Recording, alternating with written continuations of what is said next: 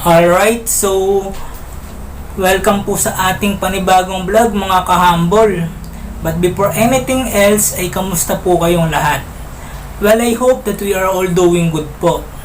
Anyway, sa bidyong ito ay alamin naman po natin ang pinagmulan ng pangalan ng Reyna Mercedes sa Isabela. Gago ka ba? Alright, so shoutout po sa hometown ng mama ko. Ken kasano kayo amin sa Jai. Alam mo ba kung ano yung Anyway, sinasabi kung bagong mo? viewer ka pa lang po sa channel na ito, ay huwag mo pong kalimutan na mag-subscribe.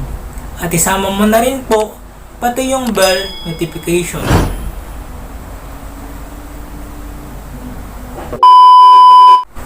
Alright, so based on my own research po mga kahambol, ang bayan daw po ng Reyna Mercedes sa Isabela ay sinunod daw po sa pangalan ni Reyna Mercedes ng Espanya.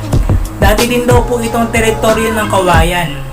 Subalit ito ay pinaghiwalay lang daw po bilang isang malayang pueblo noong January 20, 1886.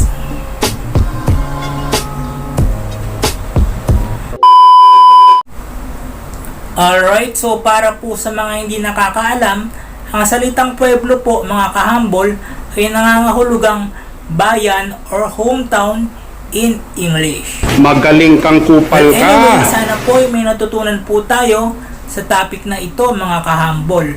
At kung nagustuhan nyo nga po ang video ito, ay paklik na lang po ako ng like button sa ibaba. And please comment down below your reaction and opinion in this topic. And please don't forget to subscribe. Salamat po.